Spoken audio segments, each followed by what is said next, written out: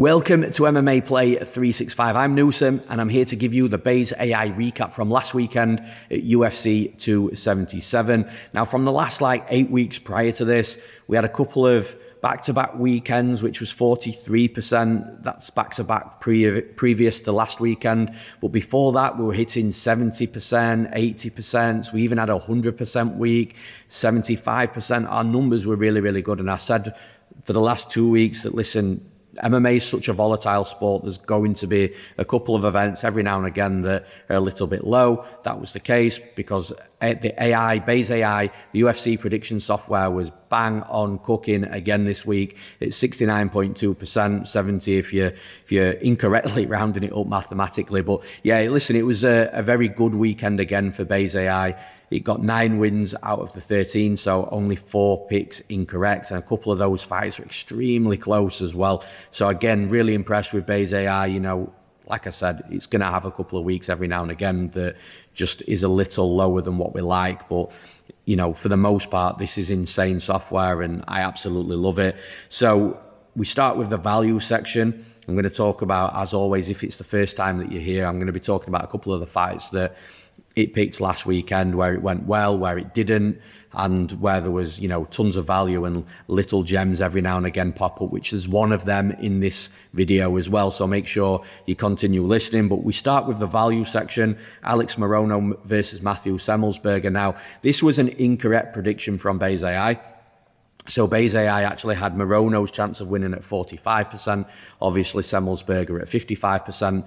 And like I said, although it picked Semelsberger to win and it was incorrect, what it's actually doing is providing line value based on what the betting line is, because Alex Morono at 45%, Base AI is saying that Morono should be plus 122 on the betting line, but you could have actually had Morono at plus 160. So the Base AI is basically saying that the line's way too wide, it should be much shorter, and that's where you get, you know, value as a handicapper when you're betting. So at plus 122, Base AI had the odds implied from that 45% prediction, and at plus 160, if you'd have bet Morono, not only would you have won your bet, but again, you would have had value there as well from the betting line.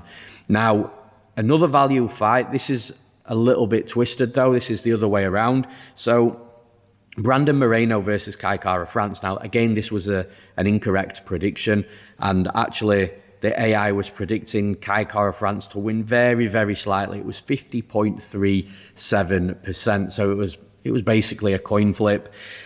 Now, that coin flip odds implied is minus 101, but you could have got Kaicara France at plus 175. Now, although you wouldn't have won or cashed that ticket, so this is the difference from the last fight I just spoke about of Moreno and Semelsberger. So you wouldn't have won that ticket on the value, but the fight was so close. Like, Kaicara France was doing amazing. In my opinion, likely took the first 2 rounds, and, you know, he was doing well in that 3rd round as well. He got caught by a body kick and finish. You know, there's no disputing that finish at all. It's not as if it was a bad decision or anything like that. You know, Moreno rightfully won that fight, but the fight was so much closer than A, a lot of people thought, and B, the AI thought it was so close that they actually slightly favoured Kaicara France as well. Although it wasn't a winning ticket, there was still some value there, and Kaicara France arguably might have been that value side also. And in the next section, we move into the solid winners. And the first one we're going to talk about is Sergey Pavlovich versus Derrick Lewis. Now, Base AI had Pavlovich to win at 66%. Odds implied that's minus 194. So Base AI is basically saying that Pavlovich should have been closer to a 2-1 favourite. You could have actually had Pavlovich early on at plus 110, plus 100. Then the line started flipping and going the other way. And it did close around minus 160. So even the closing line still had value from what Base AI was saying that it should have been.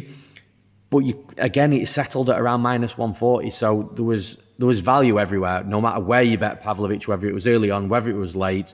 The value was there compared to what Base AI was predicting from the odds implied from the percentage prediction.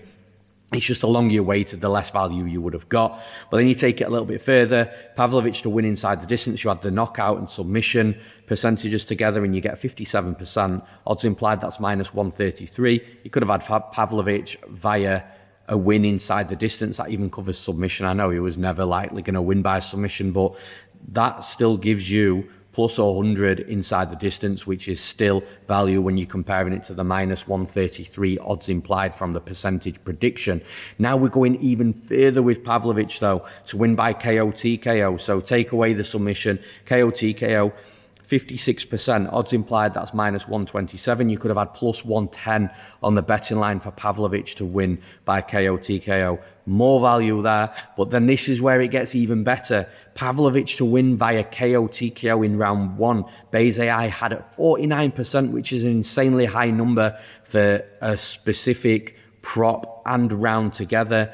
Odds implied at 49% is plus 104, but you could have got plus 250 on the betting line, which is incredible, insane value. That's where the gem was. The Sergey Pavlovich fight that AI absolutely smacked last week. So really impressed with that. And the last solid winner, there's not so much value here, but the reason I wanted to mention it is for a specific purpose.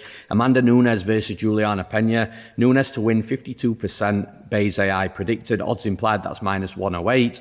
Like I said, there's not any value in that because the betting line was minus 250. So although it would have been a cash ticket, Bayes AI said the line should have been shorter. And in a way, Bayes AI was actually a little bit off there as well because Nunes absolutely smoked her. But the reason I wanted to mention this fight in particular is because a lot of people expected Pena to win this fight. She's already beaten her the first time. She's had her number and she's got under Nunes' skin and she's finally this fighter that's got that style to beat Nunes. And this is where the AI, in my opinion, is completely different to a human being because there's no bias, there's no recency bias, there's no previous fight bias from the AI that's physically watching a fight with its eyes and thinking, oh, well, yeah, this style and how Nunes reacted to this certain thing that Pena did. The AI is not seeing any of that. It's not got any sort of bias because it's algorithms based on Bayesian algorithms that do get better over time. The more data that gets inputted, the more accurate those predictions come. And the fact that the AI wasn't susceptible to that bias, any recency bias to physically watching a fight because it's all based on numbers inside the program.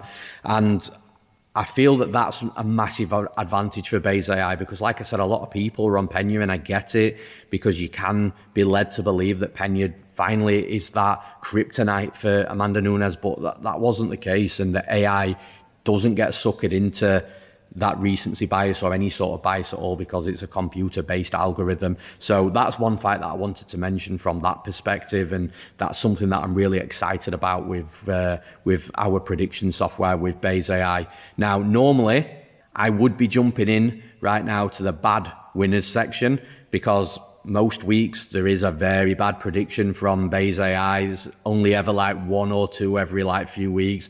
But last week there wasn't any, if I'm being honest. So there wasn't any that I looked at and thought that was terrible. That was completely off. That shouldn't have been that. And it didn't play out that way either. There was none of that this week. It was pretty clean, if I'm being honest. And like I said, 69.2% prediction accuracy across the straight picks. And then you've got fights like the Sergey Pavlovich and Derrick Lewis fight where it just smacked it from every angle, whether it be the straight pick, the method of victory, inside the distance, method of victory plus rounds. So yeah, it's been a good week from Bayes AI as expected after a couple of weeks where it wasn't as hitting, which like I said, you're going to get every now and again. But again, loving Bayes AI, loving what it's doing. We'll be back next week with another recap from this weekend at UFC Vegas 59. Until then, I'm Newsome. Thanks for listening. We'll see you again next week.